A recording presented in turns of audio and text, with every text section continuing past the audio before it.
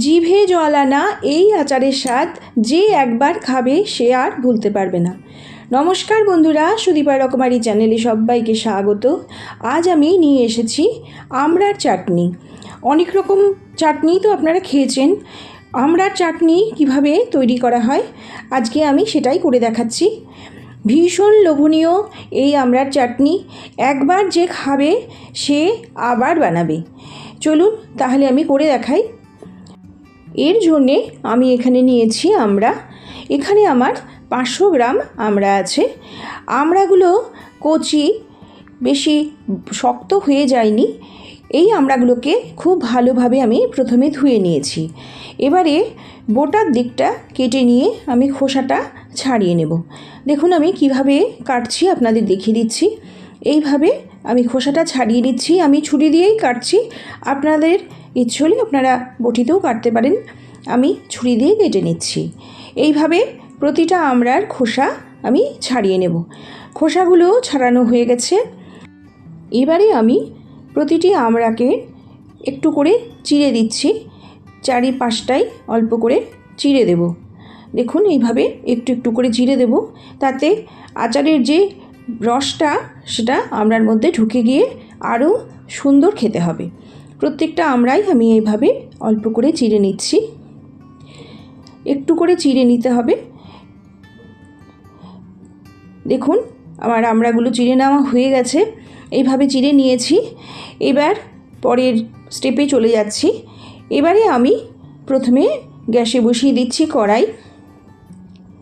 কড়াইতে দিয়ে দিলাম একটা তেজপাতা, 3টে আস্ত শুকনো লঙ্কা, 1 চা চামচ গোটা জিরে, 1 চা চামচ গোটা ধনে, আর দিয়ে দিচ্ছি এখানে আমি মৌরি 1 চা চামচ, দেব 4টে ছোটো এলাচ। এবার এগুলো আমি খুব ভালোভাবে ভেজে নিচ্ছি। লক্ষ্য রাখবেন যেন একদম বেশি কড়া করে ভাজা না হয়ে যায়, তবে কিন্তু মশলাটা তেতো হয়ে যাবে। হালকা ভাজা হয়ে গেলেই আমি নামিয়ে নেব। দেখুন এই পর্যায়ে আমার ভাজাটা হয়ে গেছে। আমি নামিয়ে নিয়ে মিক্সিতে গুঁড়ো করে নিয়েছি। এবার গ্যাসে কড়াইটা বসিয়ে আবার সর্ষের তেল দিয়ে দিলাম।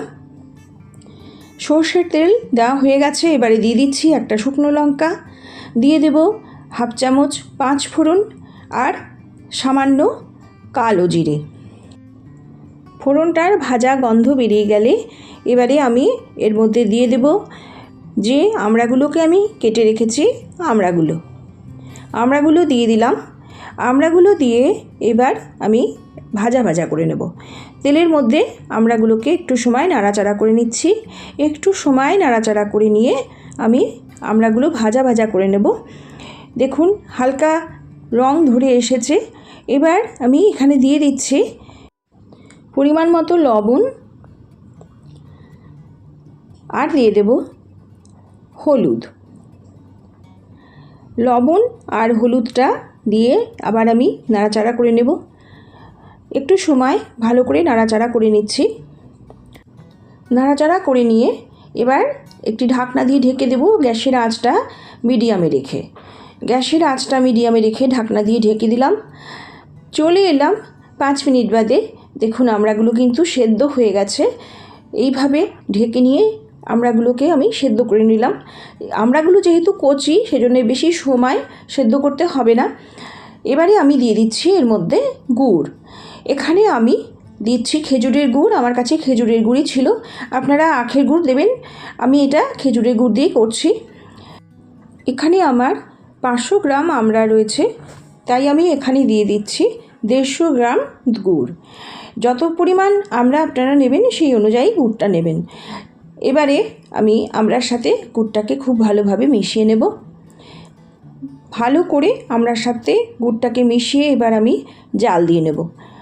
আমি কিন্তু একটুও জল দিইনি, আপনারা লক্ষ্য করেছেন আচারের মধ্যে জল দেওয়া যায় না। এইভাবেই আচারটা আমি বানিয়ে নিচ্ছি। দুর্দান্ত স্বাদের এই আচার একবার করে খেলে কিন্তু বাড়িতে সবাই ভীষণ পছন্দ করবে, আবার বানাতে অনুরোধ করবে। আমার মেয়ে তো খেয়েই বলেছে মা আবার বানাবে। আমার বানানোর সাথে সাথেই প্রায় অনেকটাই শেষ হয়ে গেছে। এটা আমি পরে ভয়েস দিচ্ছি। ভীষণ সুন্দর খেতে। সবচেয়ে সুন্দর যেটা লাগে আমড়ার যে আঁটিটা, ওটা কিন্তু অনেকক্ষণ ধরে রসটা থাকে, এত ভালো লাগে ওটা খেতে। একবার খেয়ে দেখবেন। দেখুন আমি একটু সময় এটাকে এবার জাল দিয়ে নিলাম। অনেকটাই গুড় থেকে যে রসটা বেরিয়েছে তার সাথেই আমড়াটা একদমই সেদ্ধ হয়ে গুড়টা আমড়ার মধ্যে ঢুকে যাবে। এবারে আমি দিয়ে দিচ্ছি ভেজে রাখা মশলাটা। ভেজে রাখা মশলাটা কিন্তু একদম শেষে দিতে হবে। সব কিছু ভালো করে নাড়াচাড়া করে নিচ্ছি, এইভাবে মিশিয়ে নিচ্ছি। আচারটা আমার হয়ে এসেছে। এবারে আমি আচারটা ঢাকনা দিয়ে ঢেকে গ্যাসটা বন্ধ করে রেখে দেব। একটু ঝোল অবস্থাতেই রাখবো, পরে একদমই টেনে যাবে, সমস্ত রসটা ঢুকে যাবে। এবার আমি গ্যাসটা বন্ধ করে দিচ্ছি, বন্ধ করে ঢাকনা দিয়ে রেস্টে রেখে দিলাম। তারপর আপনাদের কাছে ফিরে এসে আমি দেখাবো কতটা সুন্দর হয়েছে। দেখুন আমি চলে এলাম প্রায় 10 মিনিট বাদে। দেখুন কতখানি জমে গেছে, রসটা কিন্তু একদমই আমড়ার মধ্যে ঢুকে গিয়ে কি দুর্দান্ত দেখতে হয়েছে, এত লোভনীয়, আমার তো দেখেই জিভে জল আসছে এখনই, এত সুন্দর দেখতে হয়েছে। এইভাবে আচার করে খাবেন, আমড়ার আচার ভীষণ দুর্দান্ত খেতে, ভীষণ স্বাদ। আমি যে প্রসেসে করলাম এইভাবে করবেন, দেখবেন দুর্দান্ত লাগবে খেতে। এবার সার্ভ করে নিচ্ছি। ভাতের পাতে যদি এরকম একটি আচার থাকে না, তাহলে খাওয়াটা কিন্তু সত্যিই জমে যাবে। এই আচার রুটি, লুচি, পরোটা সব কিছুর সাথেই কিন্তু ভীষণ ভালো লাগবে। দুর্দান্ত স্বাদেরই আমড়ার আচার, ভীষণ লোভনীয়। আর বাজারে কিন্তু প্রচুর সস্তায় বিক্রি হচ্ছে এই সময়, বাজারে প্রচুর পাওয়াও যায়। কচি আমড়া থাকলে তো খুবই ভালো, এমনি বড় হয়ে গেলেও কোনো অসুবিধা নেই। একটু এইভাবে করবেন, দেখবেন ভীষণ ভালো লাগবে। আর কচি আমড়া থাকলে তো কথাই নেই, ভীষণ ভালো লাগবে। এইভাবে আমড়ার আচার করে খাবেন। দেখুন কতটা সুন্দর দেখতে হয়েছে, কি দুর্দান্ত দেখতে হয়েছে, আর ভীষণ লোভনীয়। দুর্দান্ত স্বাদের এই আচার আপনারা বানিয়ে খেয়ে আমাকে জানিয়ে যাবেন কেমন লাগলো। আমার এই রেসিপিটি যদি আপনাদের ভালো লাগে তবে একটি সুন্দর কমেন্টের মাধ্যমে জানিয়ে যাবেন। আপনাদের সুন্দর সুন্দর কমেন্ট আমাকে আরও নতুন ভিডিও বানাতে ভীষণ উৎসাহিত করে। আমার ভীষণ ভালো লাগে আপনাদের কমেন্ট পড়তে, আমি প্রত্যেকের কমেন্টই পড়ি, ভীষণ ভালো লাগে। সবাই ভালো থাকবেন, সুস্থ থাকবেন। আবারও একটি নতুন রেসিপি নিয়ে আপনাদের কাছে চলে আসব। সবাই ভালো থাকুন, নমস্কার।